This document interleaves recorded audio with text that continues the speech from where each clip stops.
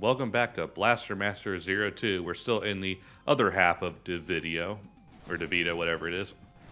Well, now, if I surprise with Devito, I want the pretend to be just a giant head of Danny DeVito. Can I offer you a planetoid in these trying times? Oh man, I have not watched that show yet. Is it like actually good or not? For the most part, it's actually funny, but I haven't watched it in forever. Okay. Because it was something my brothers were watching. And so my thought process was like, oh, is this one of those shows or is this an actually good show? It's for the most part pretty funny.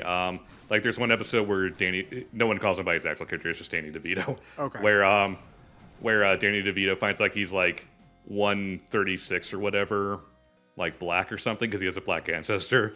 So it's just him going like around the neighborhood and stuff, like talking to random black people, and it's like the crew is just trying to get him to not to say the N-word because he thinks he has like black eye privileges now. Because he's 136th Black or something, yeah. Okay. Oh god. Okay. It definitely seems okay. All right, I'm gonna have to check it out because I know there's lots of good memes. Like I do love the meme where it's just like something happens and then there's the title screen opposite. It's just like one of those things where we start a playthrough off as like, okay, we're gonna stay on topic this time. BrainScratch comms goes the crew on did another not change. Or no, BrainScratch complains about lack of Final Fantasy representation in Smash. Sephiroth gets announced for Super Smash Bros. Ultimate. Man, there's just no good music in for Final Fantasy and Smash Brothers. I can't believe that they let it go that Sephiroth gets added to Super Smash Brothers. I just haven't really watched TV in general. And I mean, I'm sure that I've said this plenty over the past however long we've been doing this at this point. But, like, the last TV show I've watched is The Mandalorian, which I don't know how much, like, web series type shows like that count. Streaming series count at this point because it's basically replaced TV. Okay. I mean, I guess at some point I'll watch WandaVision, but probably not anytime soon, really.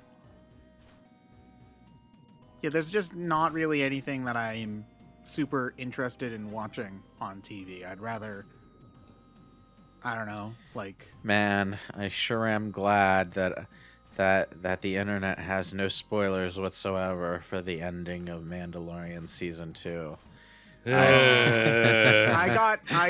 actually kept me from watching the last episode because I binged through all of episode 1 and 2 when the second season was almost over for the first time, and it was just like, okay, tomorrow the very last episode comes out, I'll watch it then. And then the morning the episode comes out, I check Twitter and somebody spoils it for me, and I'm like, God, because it's already trending. It's like, damn it. You know what's funny? They worked really hard to keep that twist from leaking. They did. Yeah. I mean, filmed to Disney in absolute secrecy. Like, if Disney wants something to be secret, it stays secret. You know, like, honestly, I think that if there were anything that, like, needed to be kept confidential, I would probably trust Disney to keep better tabs on that secret than the U.S. government. Really. Yeah, probably. Like them and Nintendo. Yeah, probably. Although, no, it depends on the Nintendo, like, who's in charge at Nintendo at the moment, because, like, what is it called? The Mario 3D All-Stars thing? Like, that was leaked, like, years before. That was an obvious guess, but... Yeah, that's true. It could have just been a guess. Although, apparently, you guys read the report. I think it was today that came about. This is why leaks are so important for Nintendo. No, I didn't. What's going on? Okay, you remember that, like, last year or something, the supposed Netflix Zelda show? Yeah. Apparently that was real, and Nintendo canned it because it got leaked. Oh, what? God damn it! Nintendo, why? Also, there was going to be a stop-motion or claymation Star Fox show, and that got canned because of the same reason. The fuck? Like, for real, this is why we can't, or are we just speculating? Yeah, for real. Here? No, for real. And they canned it because it got leaked instead of just going announcing forward with it when they realize people are excited. Yeah. That makes no sense. It does make normally. I think it's more the matter of it got published in like Wall Street Journal, and Nintendo found out I guess someone in Netflix did that for a particular reason, and so they didn't trust them anymore. Okay, all right, that one I can understand if Netflix was willing to like go Secretly and leak it secretly themselves. leak it themselves, and Nintendo doesn't want to work with them. I can understand that.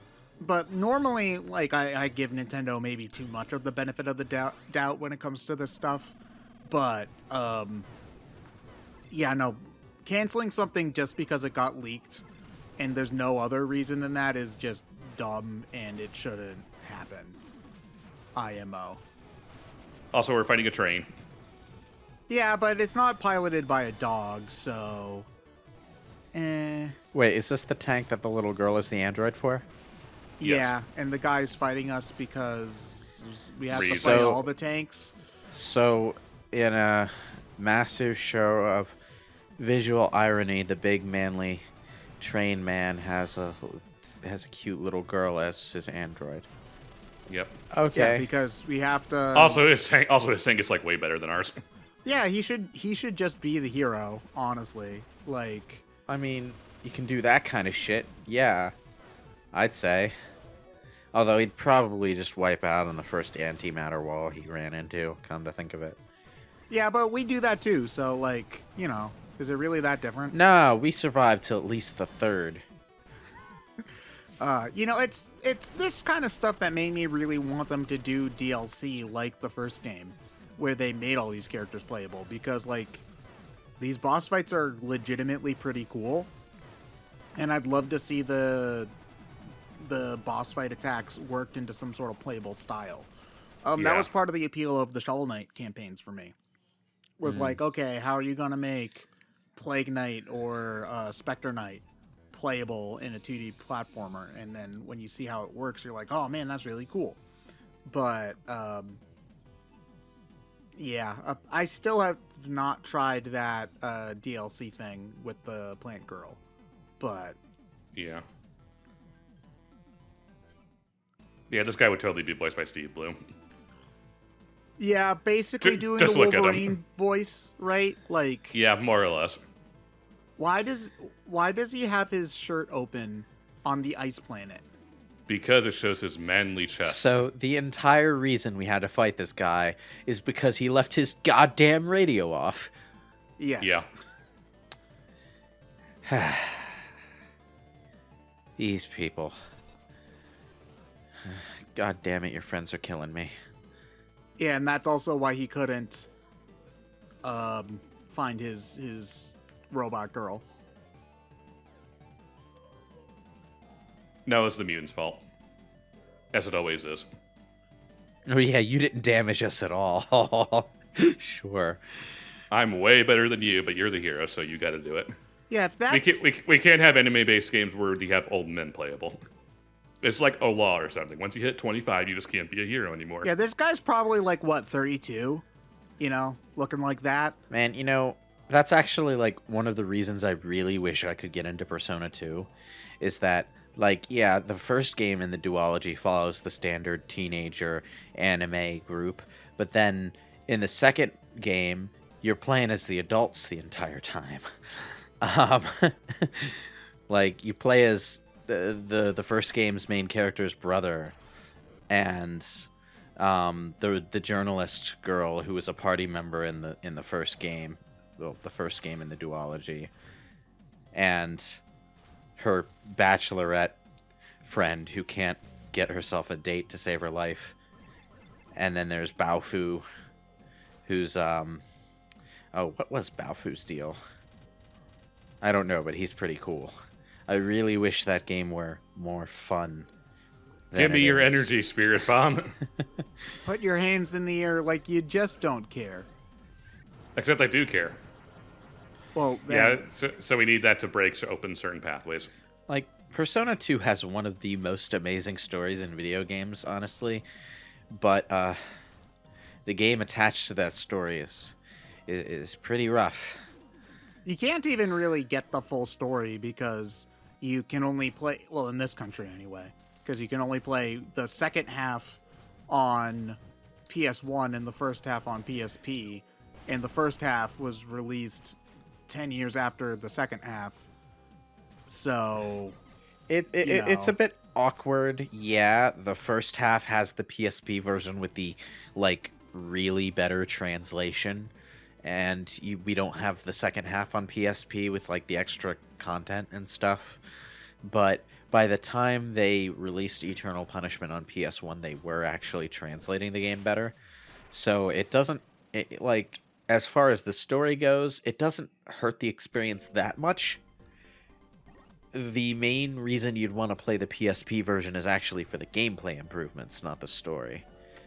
Yeah, it's just one of those things where, like, gameplay improvements aside, just talking about the narrative for a bit, it's really hard for me to go back to PS1 era translations because, it's really weird. SNES translations, I feel like there's some better translations on SNES than there is on PS1, despite it being like much later when a lot of these PS1 games were really getting translated. And I feel like a lot of it's probably because developers thought that they could take more liberties, which is why you get more Ted Woosley.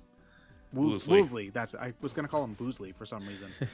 You get more Woosleyisms, which do change the content of the script a decent amount, but they just make them easier to read. You know what? Kafka is much better in English than he is in Japanese.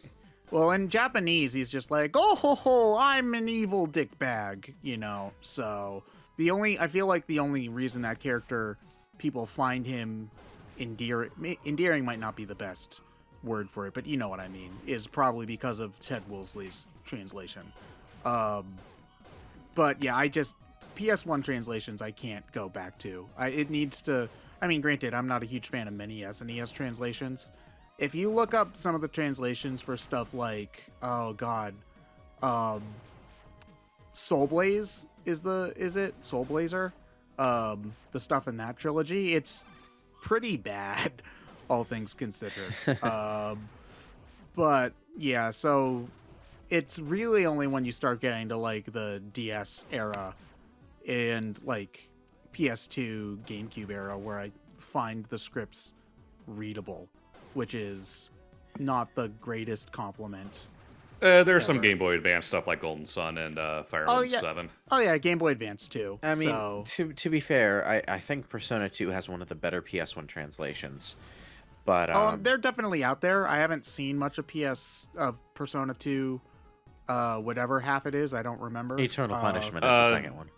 Okay. Yeah, Final Fantasy 9 also has a pretty good translation, all things considered. Oh yeah, it's certainly better than 7 and 8's translation, for sure. It does suffer a little bit from the text boxes being fairly small, so the sentences come across to me as just a bit stilted in Final Fantasy 9. I screwed up, so I have to kill myself. Yep.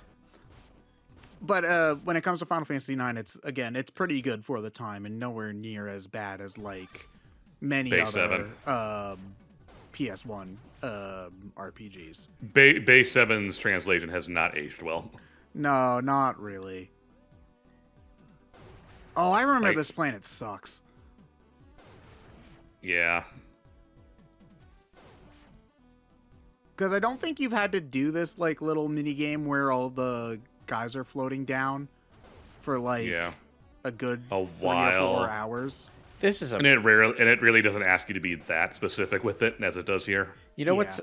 This looks like a massive pain in the ass because, like, it is a massive pain in the ass. Just inexplicably, halfway through, there are a few places where instead of having the infinitely floating down rocks that just float down over and over, you have these goddamn floating back and forth rocks that you only have one shot for.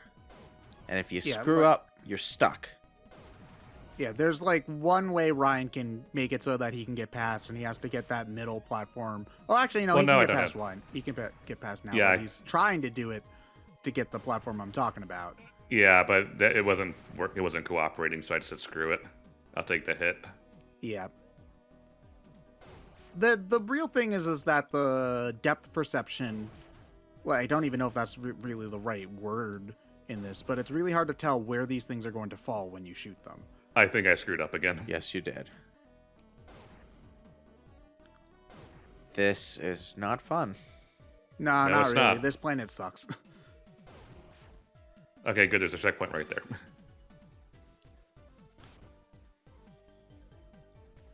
I'm trying to see if stuff will respawn or something, but nope. Can you walk off the edge of the world? No, I think just... I mean, you possibly could if the Brock let you, but eh. Yeah, this level sucks. So yeah, so this is, I think, this might have been the planet that got me to turn the game off, actually. That would be understandable given the circumstances. Yeah, and it's not that the game's bad, I should let you know. I think part of it is that I was kind of burnt out on it because I played this fairly close to beating the first one. Like, it was like Fair. a month or so between me playing the first one and the second one.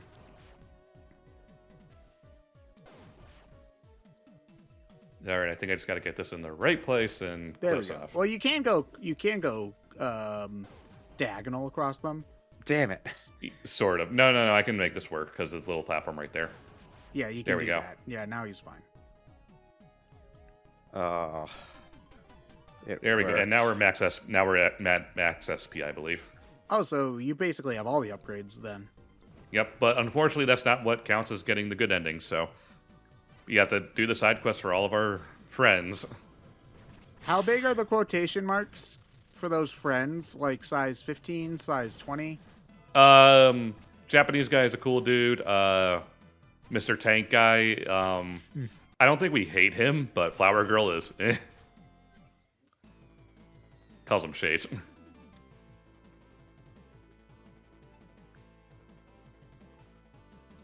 Hey, You're gonna give us the- don't you're gonna give worry us the about it, except for that time you tried to murder me. But yeah, thankfully, he's going to give us the trinket that gets us the best ending. Yay. Okay, then. And away we go. So are we just done with that planet now? Guess so. I guess. Cool. We'll see you all in the next part of Blaster Master 02.